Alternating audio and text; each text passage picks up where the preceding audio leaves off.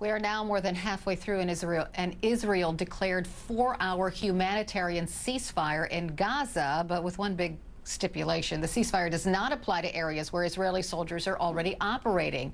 At this point, Hamas says it's not going to abide by this ceasefire because it figures this is just a PR move on Israel's part. In the meantime, the violence that raged overnight has bled into the day. The United Nations says 19 people were killed, 126 others injured as shells rained down on crowds gathered for morning prayers. In an early review, the Israeli military says it was responding to a Hamas rocket fire in the area. And earlier today, Gaza residents looked up to see this: leaflets falling like snow. We don't know what these say yet, but in the past, they've warned of future missile attacks as Israeli military targeted Hamas. Now, we showed you what IDF is saying to its people, but Hamas certainly has its own propaganda machine, pumping out videos like this one this morning, which supposedly shows an operation by Hamas fighters tunneling into an Israeli facility just east of the Gaza Strip. According to Al-Aqsa TV, the Hamas-run television network, 10 Israeli soldiers were killed in the operation, but the video appears to have been edited, and CNN can't confirm its authenticity. But it's just the latest example of propaganda from Al-Aqsa TV, which at more times looks like some kind of macabre entertainment network.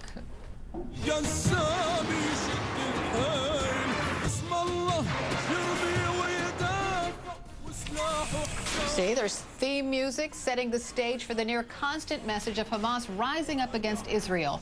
The station is also used to broadcast images directly from Hamas leadership, even encouraging residents to act as human shields. عفوا لا زال الناس يعتلون سطح المنزل. كما أبلغنا يعني من شهود العيان يعني التجمع كبير، وما زال المواطنين يعني يحتشدون للوصول لتلك البيت الذي يعود المنزل الذي يعود لعائلة كوارع لمنع طائرات الاحتلال الحربية الصهيونية من استهداف هذا المنزل كما It's the concern about residents becoming human shields that has Lindsey Graham and Chuck Schumer reaching out to their fellow senators this morning with a Dear Colleague letter, which reads in part, quote, while the Israeli Defense Forces uses text messages, leaflet drops, phone calls, and other methods to clear out areas before attacks, the Hamas Interior Ministry has called on Gaza residents to ignore these warnings. We hope that the current conflict ends soon. However, Israel must have the ability to take whatever steps are necessary to protect its citizens from brazen terrorist attacks. So let's talk about this. Joining me now are Senators Lindsey Graham and Chuck Schumer. Good morning, gentlemen. Good morning. Good morning. Good morning. So, Senator Graham, what are the steps you're talking about? Well, we're trying to inform our colleagues and, quite frankly, through your network, the world and the American people, what Israel faces.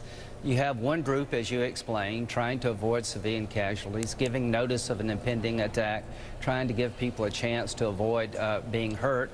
You have the other group, Hamas, urging their citizens through television appearances to go to the fight, stand on the roof, bury a chest to the Zionist occupiers, in other words, become human shields. And I think it's important to understand this dynamic, to understand the conflict. And Senator Schumer, what do you hope this letter accomplishes? Well, we hope it shows, you know, the reason there is a war is Hamas. Here's what Hamas did. First, they stored rockets in civilian areas, in hospitals, in mosques, in people's homes. Then they provoked war by sending rockets to Israel and kidnapping and killing those 3 Israelis on the West Bank. And third, they tell their citizens, don't run away from the missiles, stay as human shields. Gentlemen, Gentlemen, can I interrupt you for just a second, because there are explosions happening right now in Gaza, so I have to break in with CNN International and check in with John Voss. But if you could stand by, I'd appreciate it. Let's listen. Fight on. And as far as they're concerned, they believe that they are winning. They are continuing to fire rockets despite what has been a very intensive, escalated Israeli military offensive here in Gaza. And they are defiant. We heard from Mohammed Dayef, who is the commander of the Hamas military wing, on Hamas television last night. It was an audio recording only. Very rarely does he make any kind of public statement.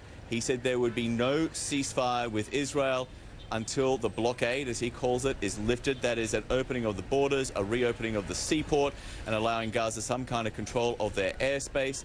For the Israelis right now, that just seems to be non-negotiable. Fionnuala?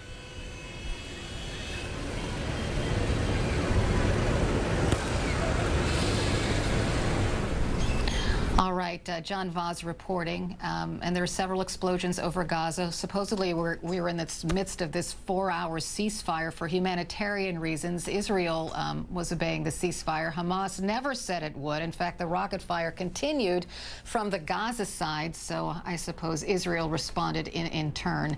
I want to go back to Washington and Senator Graham. I know that Senator Schumer had to leave. Thank you so much for staying. I appreciate it.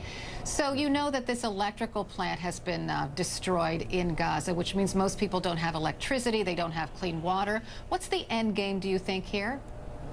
I think the ultimate end game is to take the security that the Palestinians have found in the West Bank and impose it on Gaza.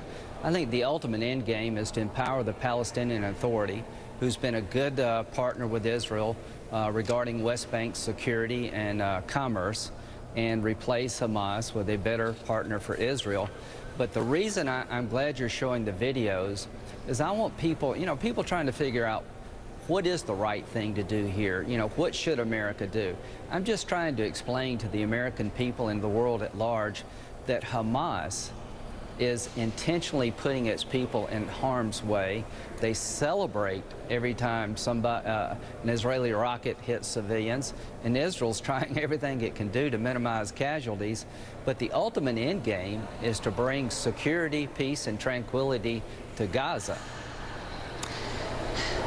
Well, I'll ask you, what more can the United States do or should do? Should it stay out of this? Should it connect more with the Palestinians? What should it do? I met with a Palestinian representative yesterday who likes the idea of having Palestinian control over the transfer points at Gaza. You can't open up the borders as long as a terrorist organization runs the other side of the border. But if you could get the Palestinian Authority into Gaza and they behave responsibly like they have with the West Bank, Israel could move forward to going back to a more normalized relationship. But you can't do business with a group of people called Hamas, not only who try to kill your children, Israeli children, they put their own children at risk. So once you change that dynamic, then everything is possible. You have to demilitarize Gaza. Israel can't do this every 2 years, allow Hamas to rebuild, and you can't give aid to Hamas because they turn it into tunnels for terror rather than schools and hospitals. So in your view, sir, do you think Israel should just go ahead and crush Hamas and not, achieve its stated goal of getting rid of these underground tunnels? Yes, ma'am. I think they should neutralize the tunnel threat. How could any Israeli leader tell their people that this is a successful operation unless you neutralize the tunnel threat? But the end game to me is have the Palestinian Authority replace Hamas in terms of the security control inside of Gaza. It works in the West Bank. Can you transplant the working relationship between the Palestinians and Israel in the West Bank to Gaza? But you have to neuter the Hamas military threat because Israel cannot tolerate this in perpetuity.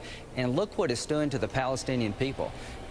The most innocent people in the world are children, and they are dying in large numbers in Gaza, and that breaks all of our hearts. And the way you stop this is to have a better partner for Israel to deal with. All right, Senator Lindsey Graham, thank you so much for being with me and for waiting around. I appreciate it. Thank you.